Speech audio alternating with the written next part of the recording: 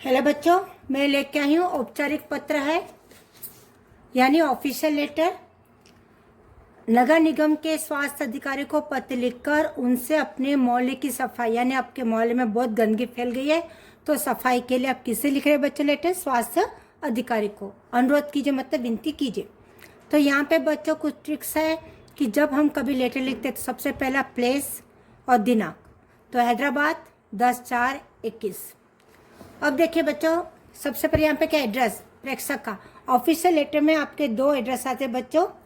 प्रेषक अपना और सेवा मतलब रिसीवर जिसे हमें भेजना है। तो प्रेषक लिखिए गीता 501 विवेक नगर हैदराबाद। सेवा में स्वास्थ्य अधिकारी हैदराबाद नगर निगम हैदराबाद। और मुख्य रूप से बच्चे कहाँ गलती है? अब देखिए बच्चों गलती कहाँ करते हैं आप। अब देखिए विषय विषय की लिखना जरूरी है। किसका विषय है? विवेक नगर की सफाई के लिए। अब देखिए महोदय मैं गीता, अगर मेल है तो महोदय। यहाँ पे स्वास्थ्य अधिकारी को पत्र लिखिए। तो अधिकतर ये स्वास्थ्य अधिकारी आपके मेल ही रहते हैं और दूसरे जो आपको पता है कि ये फीमेल है तब महोदया। तो यहाँ पर कौन है? स्वास्थ्य अधिकारी को पत्र लिखिए। ओके, नगर निगम। तो महोदय मैं गीता, अधिकतर स्वास्थ्य अधिकारी को आप महोदय लिखिए, that is the best. Okay बच्चों, महोदय मैं गीता, आपका ध्यान मोहल्ला विवेक नगर में, हम मोहल्ला का नाम लिखना बहुत जरूरी है बच्चों। तो विवेक नगर में साफ सफाई की ओर आकर्षित करना चाहती हूँ। यहाँ जगह जगह गंदगी और पानी के गड्ढे बने हुए। तो अगर आपके मोहल्ले में सफाई नहीं होती बच्चों तो जगह जगह क्या फैलती है? गंदगी और पानी के गड्ढे, जिसके अंदर गंदगी गंदा पानी जमा हो जाता है और जिस पर मच्छर मक्खियाँ भिन भिनाती है। और बच्चा आपको पता है कि मच्छर मक्खियाँ कहाँ भिन भिनाती है? गंदे पानी पर, ड्रेनेज वाटर पर। तो लोगों का यहाँ रहना व सांस लेना दुर्बल हो गया। ये सांस मतलब ब्रीथिंग प्रॉब्लम। और जहाँ पर गंदगी है, मच्छर फैलते हैं तो वहाँ पर हम रह नहीं सकते, हमारा सांस लेना मुश्किल हो जाता है। इस गंदगी के कारण डेंगू और मलेरिया फैल रहा है। और सबको पता है बच्चों, जहाँ गंदगी है वहाँ दो ही बीमारियाँ अधिक फैलती है, डेंगू और मलेरिया, जिससे कई लोग अस्पताल में भर्ती भी हो चुके हैं। तो यहाँ पर नौबत आ गई कि डेंगू मलेरिया के कारण लोग अस्पताल में भर्ती हो चुके। अब देखिए अतः मतलब इसलिए मैं विनय आपसे विनती करती हूँ। और बच्चों हमेशा लेटर में मिनिमम 2 पैराग्राफ 3 लिखना बहुत जरूरी है। तो यहाँ पे 2 लिखे तो भी काफ़ी, एक में एंडिंग मत कीजिए। Always right 2 paragraph. अतः मैं विवेक नगर के प्रतिनिधि के रूप में आपसे अनुरोध करती हूँ कि शीघ्र से शीघ्र सफाई अभियान चलाएं। हम विवेक नगर के वासी सदा आपके आभारी रहेंगे। इस प्रकार से हमें क्या आभार प्रकट करना बहुत ज़रूरी है। तो और अंत में लिखेंगे धन्यवाद करके ये लेटर खत्म होगा।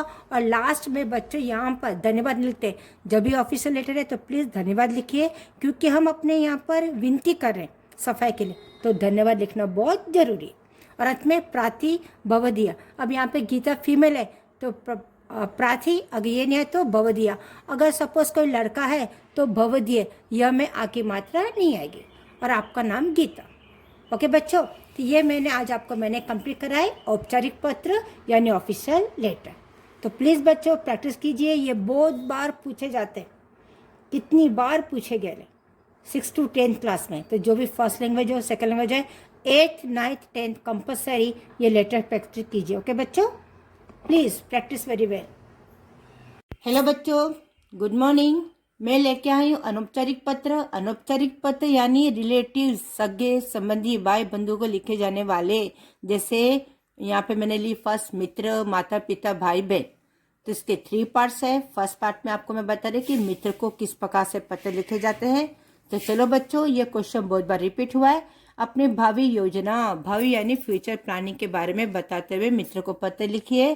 तो सबसे पहला कोई भी पत्र हो, आप सबसे पहला हर पत्र में स्थान का नाम और डेट लिखेंगे। जैसे मैंने हैदराबाद, यहाँ पे डेट लिखी। अब देखिए पीएम मित्र रवि, चिर मधुर स्मरण, और यहाँ पे पूर्ण विराम, कॉमा पूर्ण विराम लिखना है। फिर पैराग्राफ चेंज करेंगे। मैं यहाँ कुशल हूँ, कल ही तुम्हारा पत्र मिला, कुशलता का समाचार ज्ञात हुआ यानी पता चला। तो यहाँ पे वर्ड हमें अच्छे शब्दों का चयन करना है। पता चला लिखेंगे, ज्ञात हुआ।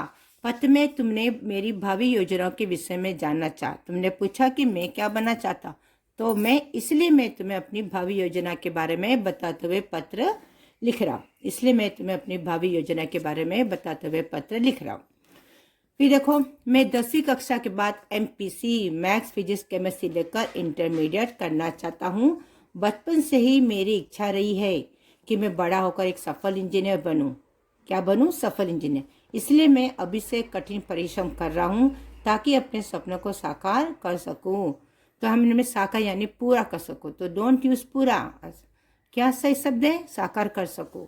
अपने अगले पत्र में जरूर लिखना कि तुम्हारी भावी योजना क्या है, तुम क्या बनना चाहते हो। माता पिता को मेरा प्रणाम करना। हर बार जब भी हम मित्रों को लिखते हैं तो माता पिता को मेरा प्रणाम करना 100% लिखना है।